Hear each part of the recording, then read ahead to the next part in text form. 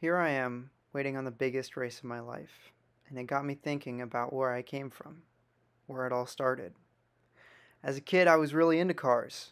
I don't know what it was, but I was drawn to them. I still remember going to car shows with my dad, going to K1 Speed whenever he could take me, and having some intense core memories with some of my best friends at a place like that. And I knew from a young age what I wanted to do, what I wanted to be. I wanted to be a racing driver, but that hasn't came to fruition yet. All I've known and all I feel like I've been good at is going fast in circles. Fancy circles, as my friend Matthew would call it. But it's all I wanted to do, all I wanted to be. And soon, it began to take over in my teenage years. I spent more time focused on racing than I did anything else. It was all I craved. Eventually, I befriended a boy named Matthew. Matthew, hello, has been one of my closest friends, eventually taking me to NASCAR races and the Long Beach Grand Prix. But he also branched me out to other things, like an outdoor series in Fontana for rental go-karts, where we weren't very quick. We did finish top 10, finished P10 and 11. It really opened up my eyes to how competitive I could be. Eventually, I shifted my focus to the Challenge GP K1 as they announced that they would be doing a city, a state, and a national championships from all states and around the globe. And that's where I wanted to compete. And that's where my story really starts. So, there I was. Finished up my city championship with a heavy lead. After missing 2 races, I still came out on top. I was fast, and maybe my ego was a little inflated, but I thought I was going to win everything. Going into state, I was competitive, setting the fastest lap time on the first quali, but eventually starting 4th and finishing P3 overall. It was a huge weight lifted off my shoulders, and really intense, as I didn't know I would ever get this far in racing. But it happened. I was going to make it happen, one way or another. And that leads us to the Nationals, the biggest race of my life.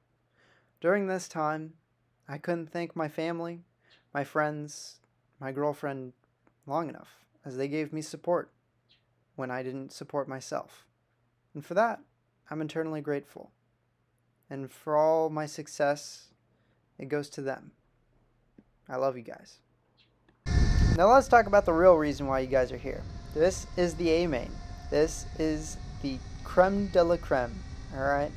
I'm starting P6 on the grid, which was pretty crazy, after I had a pretty sucky practice, and not the best qualifying, put me towards the front, which I was kind of surprised about, not gonna lie to y'all. But I was gonna give it everything I could. It was hot, I was sweaty, mentally and physically fatigued due to being there so early, but I was gonna give it everything I could, and I was gonna I wanted people to remember who I am. We're coming up to where we're going to start lining up here, but all I could think about going on my head was, A, don't crash the cart and don't take anyone out, because that would suck, as you have to pay for these things if you've been it. But all I could think about was where I started and where I came from, why I'm here. I wasn't here because I had money. I wasn't here because I knew people. I was here because I drove fast. I drove fast in electric go-karts, but hey, I drove fast either way. As we're getting ready to line up, I'm starting to fill up with nerves. I can feel my legs starting to shake and my fingers start to shake, even before we were getting ready to roll out here. But I was ready. I was going to try to win this thing one way or another.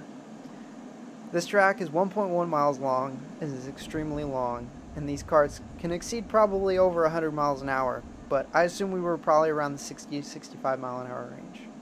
My biggest strengths were probably the straightaways, as I'm very light, so that helps a lot, but cornering and braking were definitely not my strongest suit around here. But, heck, I was going to give it everything I could. There's a reason why I was here, and I'm going to show people why.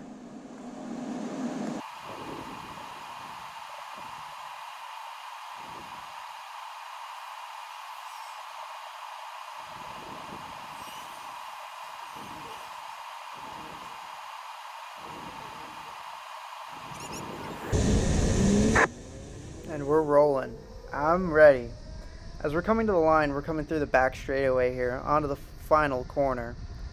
I was going to try to stay tucked up as possible, but I kind of left too much of a gap here. As we're right on the back bumper, coming to the green flag here, I'm getting shoved from behind. Everyone's ready to go, and we're off. Oh, maybe not, and we are off. I'm on the outside as we head into turn 1 and to turn 2. We head into turn 3, and we are side by side, and I just lose a couple of positions as we head down into turn 4 into turn 5. This is a double apex corner. We get onto the brakes. We turn in. There's not a ton of grip out there. We swing a little wide, and we lose a couple of positions. Now we're on the inside. Not the desired spot around here, but we go into the brakes, still side by side, trying not to touch that inside curb. We're going to tuck in right behind the 47 here. As we're going up the hill, another big shove. This corner right here, these next couple of corners have been the death of me on this track. Figuring out a braking point was so hard, but we're going to stay tucked in here. Looking all around us, trying to figure out, is anyone going to make a move? As we are running defensive down the inside, someone's out almost into the gravel trap here. I think that's going to be the number 24 as we're going to look for a move, maybe down the inside. We're in the draft. We're going to come out. Let's see where we come out on the brakes. Deep dive on the inside here. Gives us the space. Run a little bit wide. And we're going to get down the back straightaway for the first time here at full speed in racing conditions. If you can see a little bit, I'm looking over on the right side as someone's off on the penultimate corner here, on the last corner. There's a big gap in front of me. Big gap. I'm going to try to reel in these guys as best I possibly can, but we're kind of all over the place here. If you can see, I'm looking over to the left-hand side on all these corners, and the reason for that is there's a little shrubbery here and there. And I was using those little shrubs as braking markers because there's no braking markers around here. And I need something to kind of give me an idea of where I need to use the brake at, especially through these high-speed or hard braking zones. The gap is extending, but I'm just trying to find a rhythm and get myself into a good space here as we head into, I think this is going to be turn 7. Very slow through here, very slow. Easy to over-rotate the cart, especially in these things. We're going to take a look around. Same with this corner here. It's sharper than you think it's going to be, so slowing up is pretty important. As the top guys are running away, which seems to be pretty much everything. As we go into the brakes at that red marker is kind of where you're braking at in these things, at least for me. As the guys in front are going to go 2 by 2, what looks like into the final corner. They're still side by side, giving each other a little bit of space. And over the rumble strips, these things were aggressive. Running over those really made you slow up a lot more than you wanted to, I would say. But sometimes you had to use a little bit of them. I was told to use a little bit of them, but not a whole bunch. As we're getting pressure from behind now, we go into the brakes.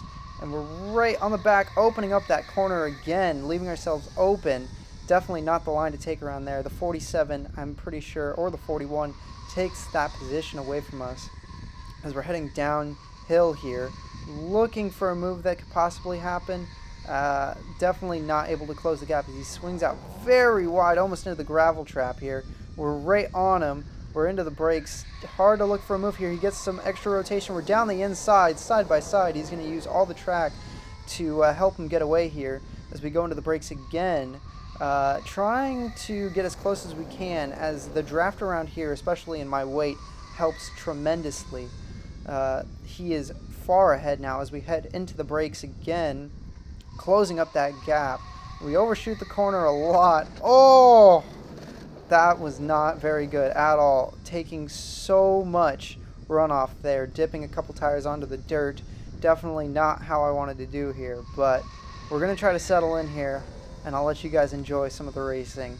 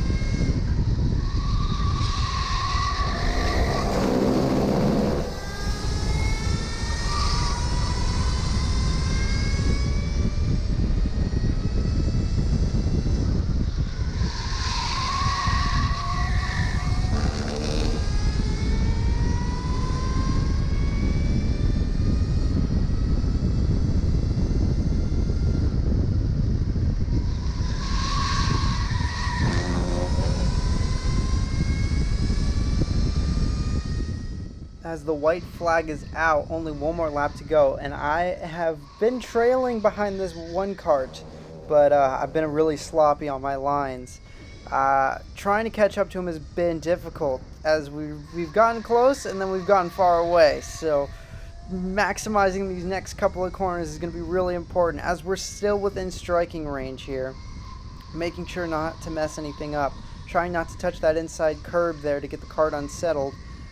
He was a lot better than I was throughout this section over here, letting the cart swing out wider, keeping the momentum, which I was not able to do. As we're onto the brakes here, through turn 7, we're running out the cart wide, and it seemed to be the line right there. Running it out wide was kind of the idea. As we're going into this little tricky section for me, tightens up really hard. We're still on the back of this guy. We are still so close. This could be, at this point in time, P8. While it's definitely not ahead of where I started, as he swings out very wide on the curbs, losing some momentum. We're going to tuck the head down. We are on the bumper. We're going to stick our nose down the inside. We're halfway there. A little bit of contact. As we're heading into the final couple of corners, we're side by side. I'm going to duck my head down. We're going to turn in. Nope, we missed the okay. We are flying through the grass there. Super, super, super awesome. Super close to the line. That's what you like to see. But we ended up finishing the day in P9. Definitely not where I'd like to finish, but I'm happy with the top 10. I showed up not knowing anything about the track, and there was guys who knew way more than I did, and I beat some of them, and I got beat by some of them. So it makes me happy that I know I have some pace and that I can use it. Hopefully one day I can use it for an actual race car. I don't know. This event was amazing. I want to say thank you to everyone who went there and the people I raced against. I got to meet a lot of people there, and it was really nice to meet a bunch of y'all. By all means, once this opens up, if you're in the SoCal area or just have money to blow, come here. This is by far the funnest I've had in an electric go-kart by far, and I know I'm competing to make it happen again next year. But thank you guys for watching. I really do appreciate it. I will post the unedited straight shooter of the racing, so there'll be a video of no commentary or anything like that. But thank you guys. I hope you guys have a great day. Cheers. Ciao. Good stuff. Good racing. Good racing. Away from the wall, guys.